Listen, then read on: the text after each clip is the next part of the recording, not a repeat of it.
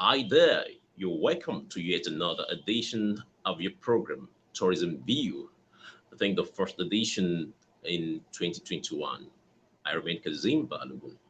Today, as usual, I'll go through the NAMA news headlines from Tourism World, and after which we'll be looking at the general overview of tourism in 2020. The way tourism played out. We all witnessed it. You know, it was at its lowest ebb. You know, but life goes on. We must do tourism, whatever COVID or no COVID, just like showbiz. But the challenges then, we'll look at it then, what we hope to go through this year. But before I delve into that, let's take the headlines from Tourism World. I'm starting from Africa, and the headline says African Tourism Board (ATB) to hold annual general meeting on the 11th January 2021. So I'm a member. For those of you that are members or stakeholders, you can join us for these. Then let's move on. Another headline says Dr. Rifai Talib becomes World Tourism Forum Institute's Secretary General.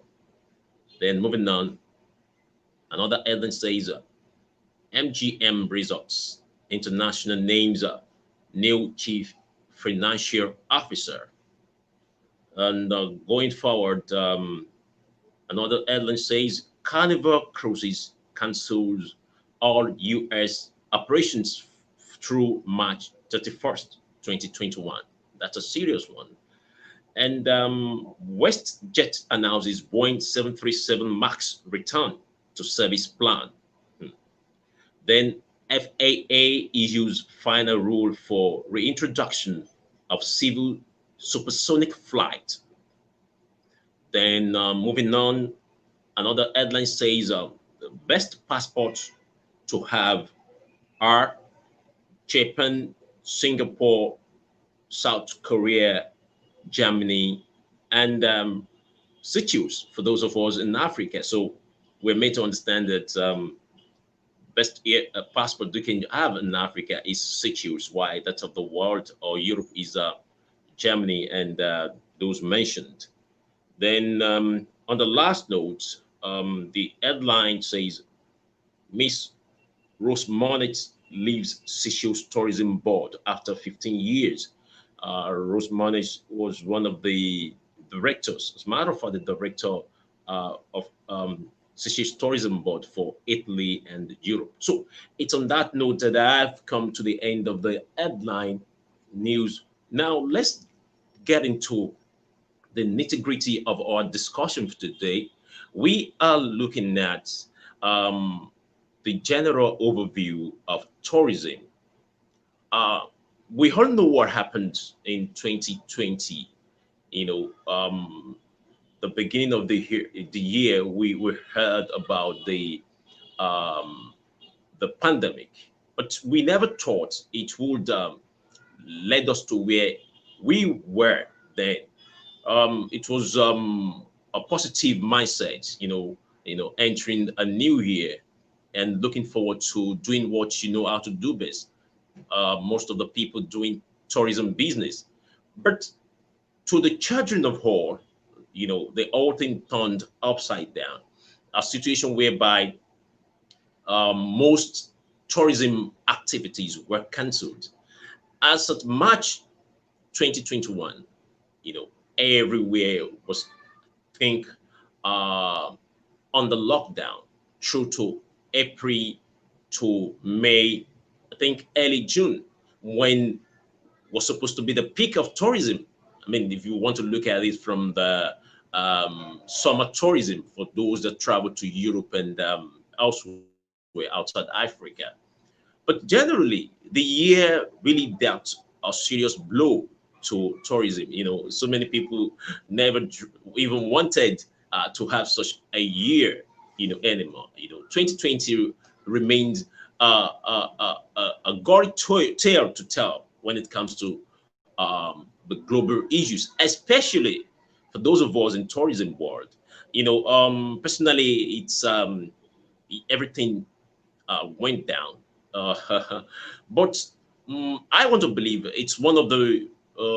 I always have a way um, to manage through when things like that happen, and I want to be positive, at least in a way, because it was during that time that I discovered a platform to reach out because I couldn't go out. I was under a lockdown, likewise the nation.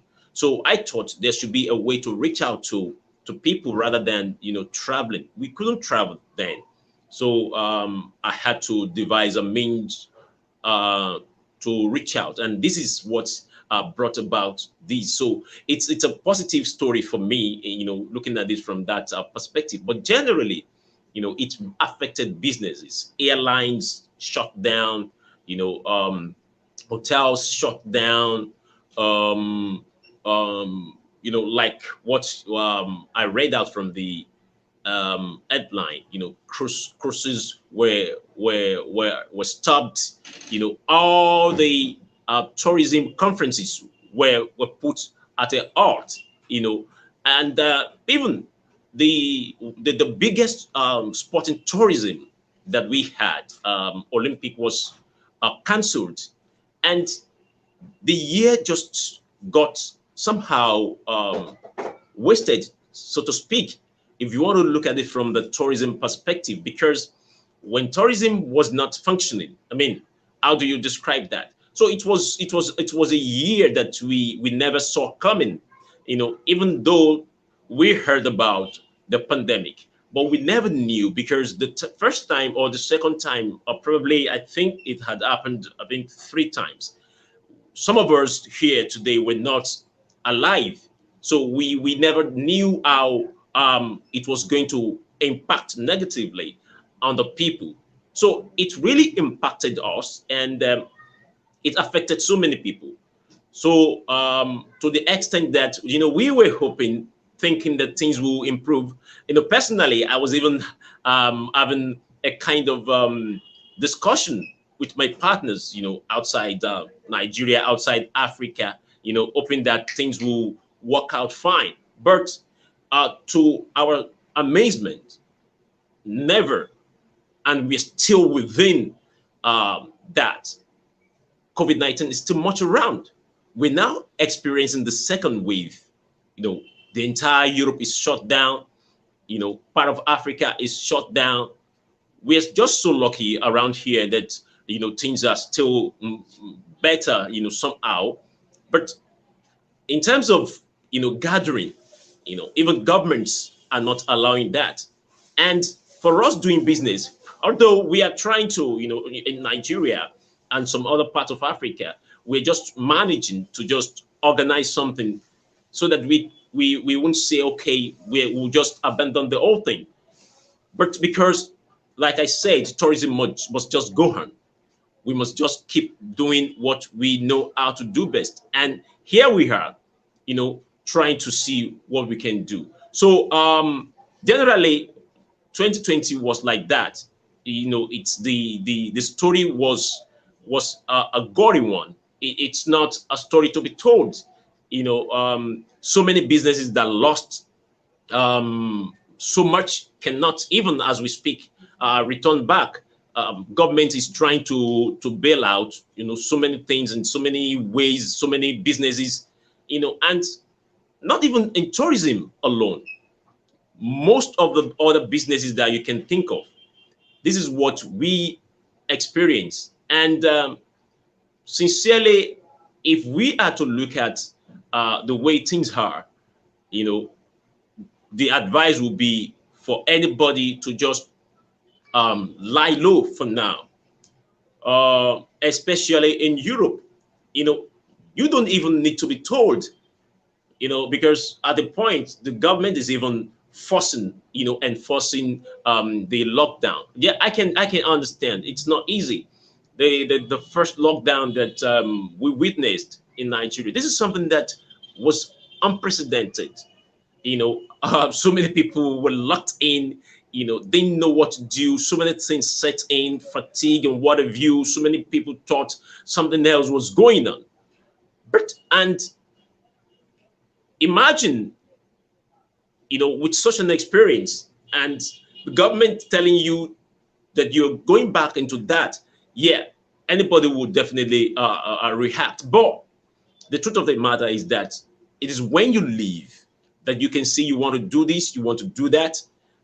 And it's important for us to listen to the government because they're trying to help so that to forestall the spread of COVID-19 pandemic. The story we are hearing from United States of America, from Europe, like France, Italy, these are terrible stories. And for us, luckily in Africa, we're so lucky, thank God, that at least the number is increasing, but not as much as what we are experiencing elsewhere.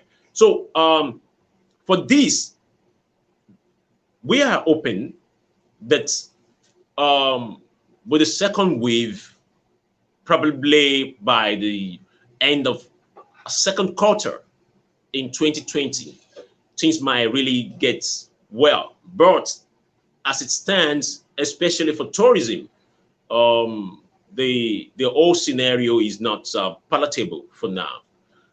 Tourism still needs to remain the way it is. Whether we are going to move out to continue doing what we need to do, that's another thing for that we need to look into critically because our lives matter.